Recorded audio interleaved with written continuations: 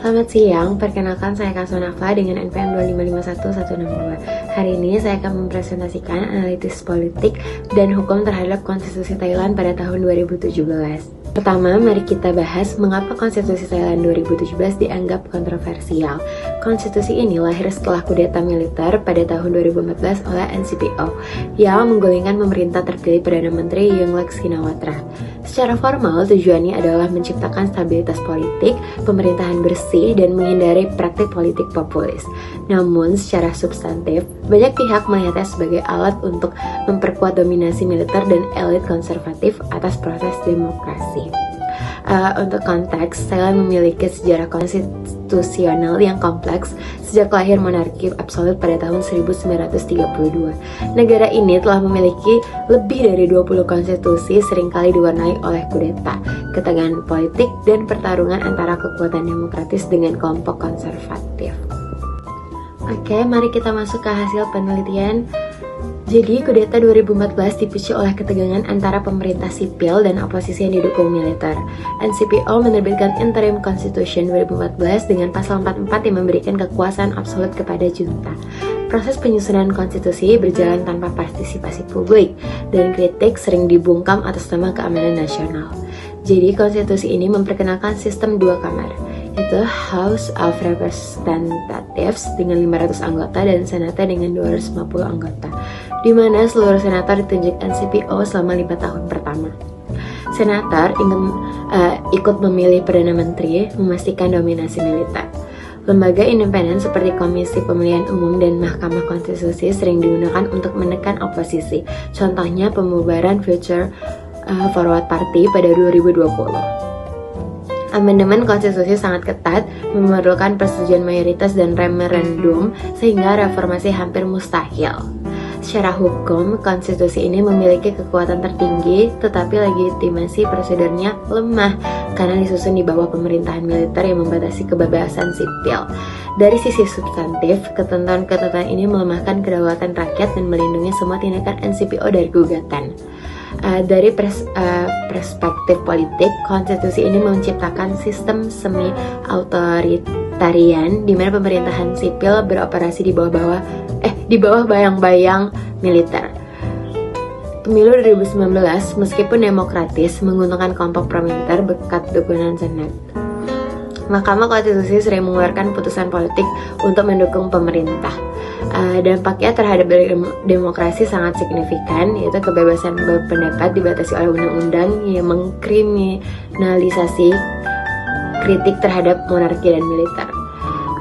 Partisipasi politik rakyat dibatasi oleh struktur non terpilih dan reformasi hukum sulit dilakukan. Masyarakat sipil termasuk mahasiswa dan kelompok pro-demokrasi menyerukan perubahan tetapi sering direspon dengan represi. Hambatan reformasi meliputi dominasi struktural senat yang ditunjuk militer, perpecahan politik antara partai pro-militer dan oposisi, serta pandangan budaya konservatif yang memprioritaskan stabilitas dan daripada kebebasan. Jadi kesimpulannya, konstitusi Thailand pada tahun 2017 bersifat paradoksal. Secara formal, ia menjadi dasar hukum pemerintahan, tetapi secara substantif, ia memperkuat dominasi militer atas demokrasi yang menciptakan demokrasi terbatas. Legitimasi konstitusi ini lemah karena disusun tanpa partisipasi publik dan membatasi kedaulatan rakyat. Reformasi konstitusi yang menegaskan kedaulatan rakyat, menghapus dominasi lembaga dan terpilih, dan memperluas kebebasan sipil merupakan kebutuhan mendesak. Perubahan ini hanya mungkin terjadi jika ada komitmen kolektif dari masyarakat dan elit politik untuk keluar dari bayang-bayang militer. Lalu ada prinsip politik Thailand tahun 2017. Yang pertama ada peran Senat pada pasal 269. Senat diberi wewenang untuk meninjau dan menahan rancangan undang-undang serta mengamandemennya.